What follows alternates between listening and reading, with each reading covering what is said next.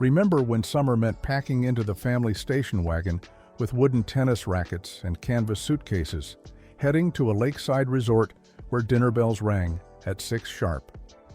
There was a time when Canada's lakes were dotted with grand hotels and family resorts that defined our summer rituals.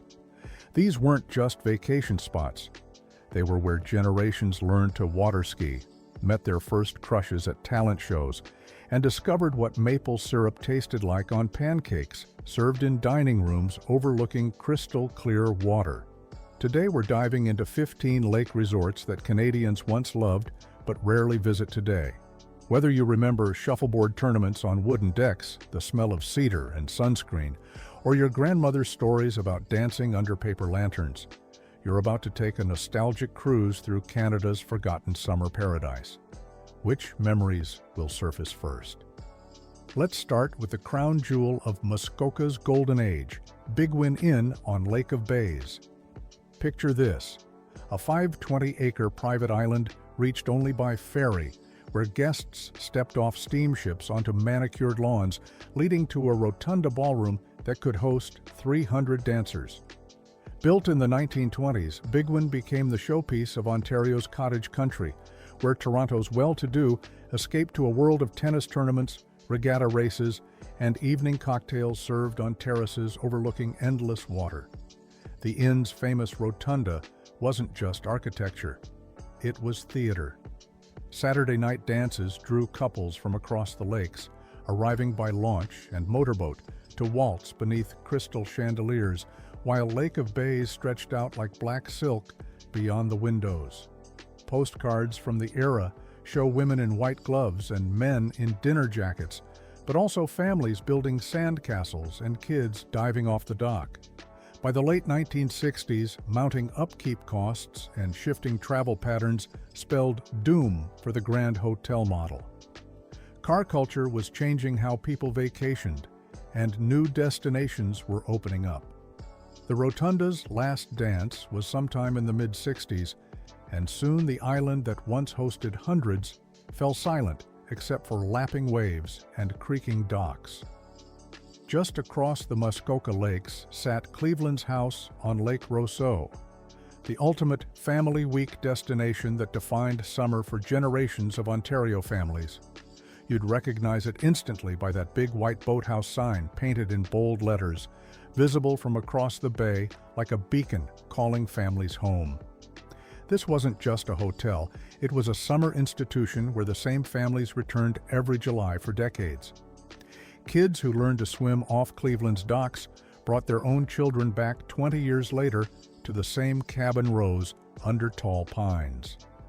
The resort perfected the American plan, everything included from maple syrup pancakes at breakfast to campfire sing-alongs after dinner. The magic was in the rhythm. Monday arrival, Tuesday swimming tests, Wednesday talent show, Thursday regatta, Friday fish fry, Saturday dance, Sunday tearful departure. Staff knew families by name, remembered which kids were afraid of deep water, and saved the corner table for couples celebrating anniversaries. But deferred maintenance and ownership changes caught up with this beloved institution. By the 2020s, closure and redevelopment plans were ending the traditional resort era at Cleveland's House, marking the end of an era for Muskoka's family week culture that had lasted over half a century. Head northwest to Ontario's wilderness, and you'll find the ghostly remains of Menaki Lodge near Lake of the Woods, once called the Ritz of the North. Built in 1914 as a Grand Trunk Railway wilderness palace, this wasn't your typical cottage country getaway. This was where trains disgorged Toronto and Winnipeg executives into a world of log cabins, pristine fishing, and dining rooms where white-jacketed servers delivered fresh pickerel by candlelight. The railway connection made Menaki special. You'd board a train in the city and wake up to loons calling across untouched wilderness. The lodge marketed itself perfectly to mid-century tastes. Rustic luxury, where you could rough it during the day and enjoy five-star service at night. Conference groups loved the isolation. Families treasured the authentic wilderness experience. Through the 1960s and 1980s, Minaki drew crowds seeking that perfect balance of adventure and comfort. But the seasonal economics that plagued many northern resorts caught up. The cycle of costly upkeep, short seasons, and changing travel habits proved unsustainable. Catastrophic fires in later years erased much of the complex, ending the big hotel draw that had defined this wilderness destination for generations. Telling and preparing this video took us a lot of time, so if you are enjoying it, subscribe to our channel. It means a lot to us. Now, back to the video. Cross into Quebec's Laurentians, and you'll discover gray rocks at Lac Ouimet near Mont-Tremblant, a resort that pioneered the year-round model decades before it became common. This wasn't just about summer lake life. Gray Rocks figured out how to make winters work too, with ski schools that trained generations of instructors and winter programs that kept the lights on year-round. Summer at Gray Rocks meant tennis courts overlooking Lac Ouimet, sailing lessons for kids, and evening entertainment that sometimes attracted surprising guests. The resort even hosted a music video shoot in 1981, cementing its place in Quebec pop culture. Families would book the same weeks year after year, building friendships that lasted decades. The Laurentians were changing, though. Nearby Mont-Tremblant was attracting massive investments that transformed it into a destination resort with condos, shopping, and ski-in accommodations. Gray Rocks, with its aging infrastructure and family-run feel, couldn't compete with the mega developments reshaping Quebec's winter tourism landscape. When it closed in 2009, it marked the end of an era for the intimate, family-oriented resort culture that had defined the Laurentians for decades. Just down the highway sat Hôtel Le Chanteclair on Lac Ronde in Saint-Adèle, Quebec's answer to lakeside glamour. Built in 1938, Le Chanteclair grew into a resort conference complex that became synonymous with sophisticated Laurentians getaways. This was where Montreal's middle class came to feel fancy, with its arched architecture, manicured beach, and dining rooms overlooking the lake. Le Chanteclair perfected the art of being close enough to civilization, but far enough to feel like an escape. Families could walk into Saint-Adèle's shops and cafes, but return to their lakeside rooms for sunset cocktails and morning swims. The resort anchored the town's ski and lake circuit, hosting everything from corporate retreats to elaborate wedding receptions. The classic complex that had served 3 generations of Quebec families finally hit the wall after decades of updates and renovations couldn't keep pace with modern expectations. Partial demolition and redevelopment began in 2020, ending the old Chanteclair era. The lake still sparkles and Saint-Adèle still charms, but the grand hotel that taught thousands of Quebecers what a proper resort vacation felt like is now just a memory captured in fading brochures. Back in Ontario, Grandview Resort above Fairy Lake in Huntsville earned its name honestly. The million-dollar view from the Bluff-top Lodge justified every superlative. Huntsville was perfectly positioned as the gateway to Algonquin Park, and Grandview capitalized on that location during the post-war boom when car travel opened up cottage country to middle-class families. This was classic Ontario resort life. Wake up to loons calling across Fairy Lake, spend the day swimming or hiking, then gather in the main lodge for hearty dinners and evening entertainment. Conference groups loved the setting, and families treasured the combination of wilderness access and comfortable accommodations. Grandview thrived through the drive-to-resort boom of the 1960s through 1980s, but the economics that challenged rural resorts everywhere eventually caught up. By the late 2000s and 2010s, operations wound down and the resort closed, marking the end of a local era. The view remains spectacular, but the lodge that made Huntsville a destination for Southern Ontario families is now part of cottage country history. Deeper into Haliburton, Wigamog Inn on Lake Kashaga-Wigamog represented everything great about 1980s Ontario cottage culture. The name alone, try saying Kashaga-Wigamog 3 times fast, epitomized the authentic Haliburton experience that city families craved. This was classic lake resort living, tennis courts, sandy waterfront, and that perfect balance of organized activities and lazy afternoon freedom. Wigamog hit its peak during the 1980s when Ontario's economy was booming and cottage country vacations defined summer for middle-class families. Kids learned to water ski behind the resort's boats, parents relaxed on Adirondack chairs overlooking the lake, and everyone gathered for communal dinners where strangers became friends over shared vacation stories. The inn represented the tail end of the traditional family resort era in the Kawarthas and Haliburton regions. After ownership changes and increasing disrepair through the 2010s, the property ceased operating as a traditional resort. The lake still sparkles under summer sun, but the inn that anchored so many family traditions has closed its doors, leaving only memories of perfect summer weeks in Canada's cottage country heartland. In Bala, where Lake Muskoka narrows into the Moon River, Bala Bay Inn stood as a 1910 landmark in the town's music and regatta scene. This wasn't just accommodation, it was the social heart of Bala summers, where generations gathered for the famous regatta races and dance halls that made this tiny town a destination. Bala Bay Inn's heritage facade became synonymous with Muskoka summer culture. Families would book the same rooms year after year, timing their visits around the regatta weekend when the bay filled with boats and the town overflowed with visitors. The inn's location put guests in the center of everything: morning coffee overlooking the boats, afternoon swimming, evening entertainment in town. The inn operated as a public hotel right through the late 20th century, but eventually ceased operating in its traditional role. Rooms were diverted to staff housing in recent years, effectively ending its open-door resort function. The building remains and Bala still hosts its famous events, but the inn that served as headquarters for Muskoka Summer Society is no longer welcoming guests to experience the magic of Regatta Weekend.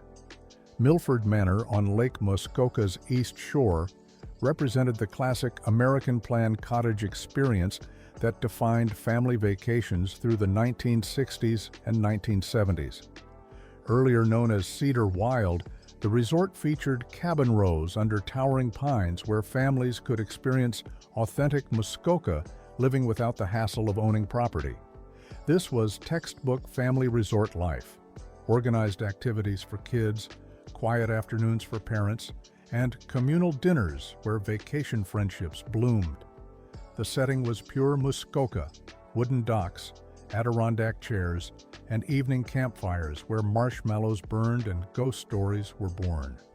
Milford Manor was part of a dense belt of road-to-dock resorts that made cottage country accessible to families who couldn't afford waterfront property. The resort closed by the late 1980s, marking the end of an era when American Plan weeks defined summer for middle-class Ontario families. The main lodge later gained brief fame as a film prop before being removed entirely. The shoreline, where generations learned to swim and families gathered for sunset barbecues, is now private property, but the memories of those perfect summer weeks live on in family photo albums across Ontario. Elgin House on Lake Joseph represented one of Muskoka's most historic resort complexes, complete with its own chapel where generations celebrated weddings and Sunday services. This was old money Muskoka, where well-to-do families and church groups gathered for summers that blended relaxation with refined social activities. The resort drew the same families year after year, creating a summer community that spanned generations. Children who attended Sunday services in the chapel returned decades later for their own weddings, maintaining traditions that connected past and present. The social calendar was legendary. tennis tournaments, regatta races, and evening entertainments that made Lake Joseph the center of sophisticated cottage country culture. By the early 1990s, the classic resort era was ending at Elgin House. The property eventually gave way to new development, closing the book on the old model that had defined Lake Joseph summers for generations. The chapel artifacts and archival photos remain as evidence of a time when resort life was measured not just in amenities, but in traditions that shaped family histories and community connections across decades of shared summers. In the Kawarthas, Irwin Inn on Stony Lake epitomized the family-run resort experience that made Ontario's cottage country special. This was textbook lake vacation living. Cottages plus lodge meals, docks full of tin boats, and sunset cruises that turned strangers into friends. Irwin Inn drew Toronto area families seeking that perfect balance of structure and freedom that defined the best cottage country experiences. The inn represented everything great about Kawartha region hospitality. Staff knew guests by name, remembered kids' favorite activities, and created the kind of warm, welcoming atmosphere that made families return year after year. Evening entertainment brought everyone together, while daytime activities let families create their own adventures on one of Ontario's most beautiful lakes. In the 2010s and 2020s, Irwin Inn transitioned away from full resort operation into private suites and residences, reducing the classic open resort footprint that had welcomed families for decades. Stony Lake remains gorgeous, and the property still offers accommodations, but the traditional family resort experience that defined summers for generations of Ontario families has largely ended, marking another chapter closed in cottage country's evolving story. YMCA Geneva Park on Lake Couchiching represented the ultimate family camp experience that shaped Ontario childhoods for decades. This sprawling campus wasn't just a resort, it was where countless kids learned life skills through swimming, canoeing, and campfire programs that built confidence and friendships.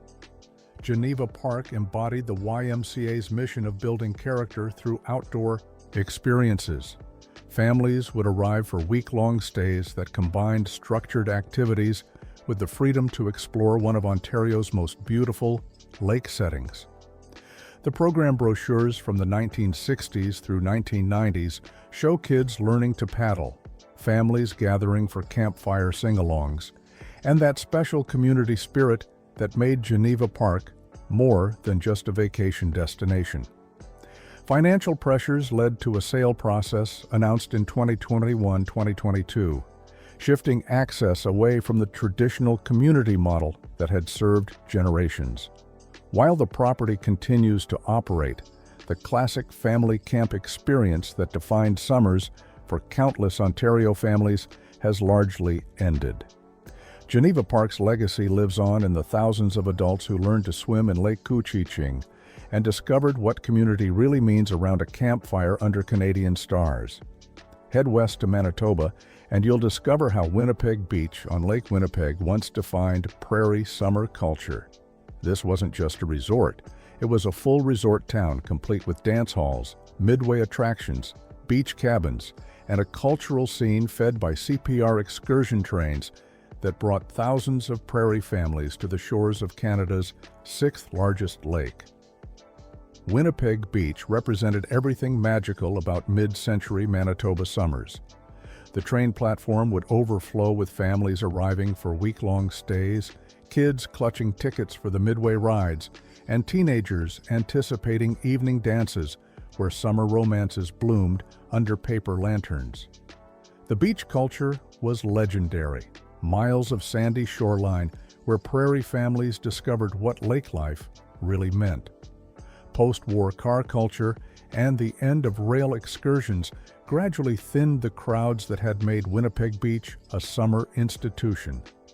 By the late 20th century, other destinations were competing for Manitoba's vacation dollars, and the concentrated resort town atmosphere that had defined prairie summers began to fade.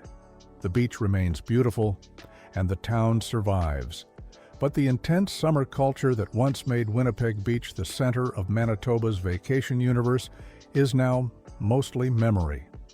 Further north, Hekla's Gull Harbor Resort represented Manitoba's ambitious 1970s vision of modern lake resort development.